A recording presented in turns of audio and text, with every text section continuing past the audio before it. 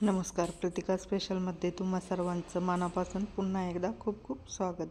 तर आज आपण येथे बनवणार आहोत मस्त अशी गरमागरम पुरी भाजी. आणि बाहेर देखील गुलाबी थंडी पडलेली आहे आणि नाश्त्यासाठी आपण आज मस्त मुलांची फरमाईश होती की पुरी भाजी खायची. तर इथे मस्त आपण झटपट कुकरला पुरी भाजी बनवून घेणार आहोत. तर अवघ्या 15 ते 20 मिनटात होणार आहे तयार. तर चला तर मग बघूयात काय करायचं आहे ते. तर आपण इथे टोमॅटो घेतलेले आहेत, बटाटे घेतले, कांदे घेतले. तर आपल्याला इथे बटाट्याच्या सर्व साली काढून घेतल्या.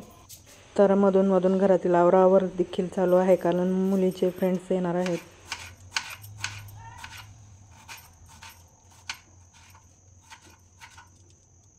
टोमॅटो देखील कट करून घेतले. आपण इथे 3 टोमॅटो, 3 बटाटे आणि 2 कांदे वापरलेले आहेत.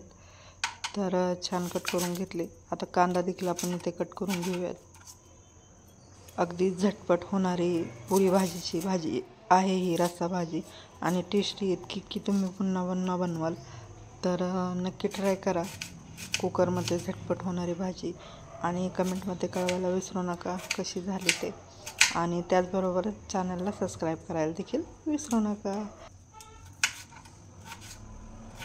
तर हिरव्या मिरच्या देखील आपण वापरलेल्या आहेत.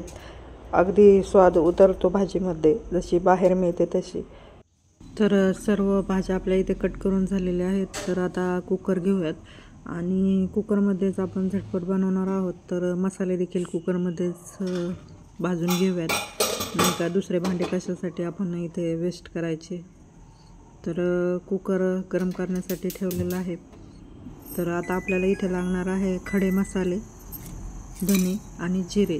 छान असं मस्त मंद गॅसवरती आपल्याला हे भाजून घ्यायचे आहेत, जेणेकरून बाहेर जशी मिळते तशीच आपल्याला इथे टेस्ट येणार आहे भाजीला. तर त्याचं सिक्रेट हेच मसाले आहेत. तर छान मंद गॅसवर असे मस्त भाजून घ्यायचे खरपूस आणि आपण आता मिक्सरमध्ये फिरवून घेऊयात.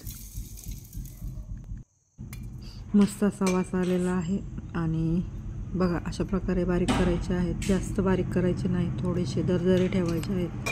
बाहेर जशी मिळते तशी भाजी त्याच पद्धतीने. तर आता इथे गावरान तूप घालून घेऊयात. तुम्ही तेलसुद्धा वापरू शकता.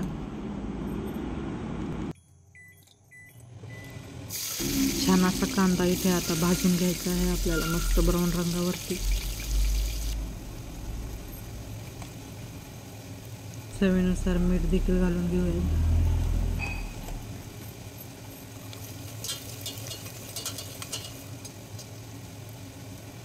हिरव्या मिरच्या आणि टोमॅटो ती 2 मिनटासाठी परतून घ्यायचं आहे, कारण की आपण कुकरला 1 किंवा 2 शिट्ट्या घेणार आहोत. त्यात ते जास्त शिजणारच आहे, त्यामुळे जास्त परतण्याची देखील गरज नाही, अगदी झटपट होते. तर आता इथे आपण कोथिंबीरसुद्धा घालून घेऊयात. आणि इथे मी एक सिक्रेट मसाला देखील वापरणार आहे, तो म्हणजे आपला नेहमीचा पावभाजी मसाला. तर यानेच पुरी भाज्याला खूप छान अशी चव येते. आता त्याचबरोबर लाल तिखट, काळं तिखट आणि कांदा लसूण मसाला नक्की घाला, खूप छान चव येते भाजीला. तर सर्व मसाले घालून घेतलेले आहेत.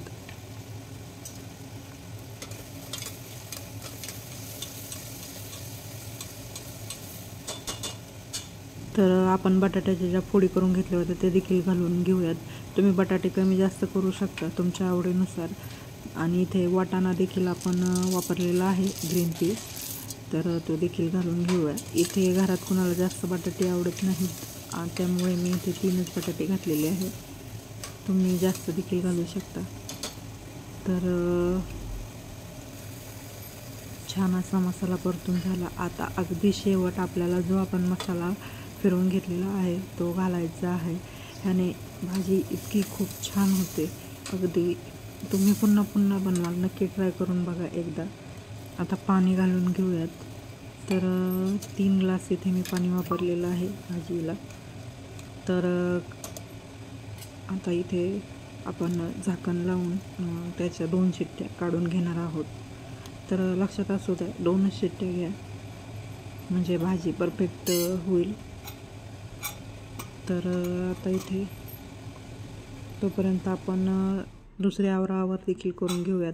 तर इथे माझा कुकर देखील आता थंड झालेला आहे बघा. 2 शिट्ट्या घेतलेल्या आहेत आणि भाजी तुम्ही आता बघू शकता. मस्त खमंग असा वास आलेला आहे. तर मस्त अशी रस्सा भाजी आपली इथे तयार झालेली आहे. परफेक्ट झालेली आहे. तुम्ही पाहू शकता बटाटे देखील अगदी त्यामध्ये स्मॅश झालेले आहेत. मस्तच. आणि चव देखील भाजीबरोबर चव देखील सुद्धा खूप छान आहे. तर नक्की ट्राय करा. तर आता इथे आपण झटपट पुऱ्या देखील बनवून घेऊयात, कारण की पुऱ्या गरमागरमच छान लागतात. तर पुऱ्या बनवण्यासाठी आपण इथे 4 वाटी गव्हाचं पीठ, 1 वाटी मैदा, 2 चमचे रवा, 2 चमचे दही, थोडंसं मीठ आणि थोडीशी साखर घालून असं पीठ मळून घेतलं होतं आणि अर्धा तास भिजत ठेवलं होतं. आणि पुऱ्या देखील तुम्ही पाहू शकता टम अशा फुगत आहेत आणि क्रिस्पीसुद्धा आपल्या त्या वरून राहणार आहे. तर पुरी बनवण्यासाठी जे मेजरमेंट आहे ते लक्षात असू द्या. मस्त अशा टम्म सर्व पुऱ्या फुगतील. तर नक्की ट्राय करा या गुलाबी थंडीमध्ये मस्त गरमागरम अशी पुरी भाजी. आणि कमेंटमध्ये नक्की कळवा कशी झाली आणि कशी वाटली रेसिपी झटपट. तर नक्की भेटू पुढील नवीन रेसिपीसह. तोपर्यंत धन्यवाद.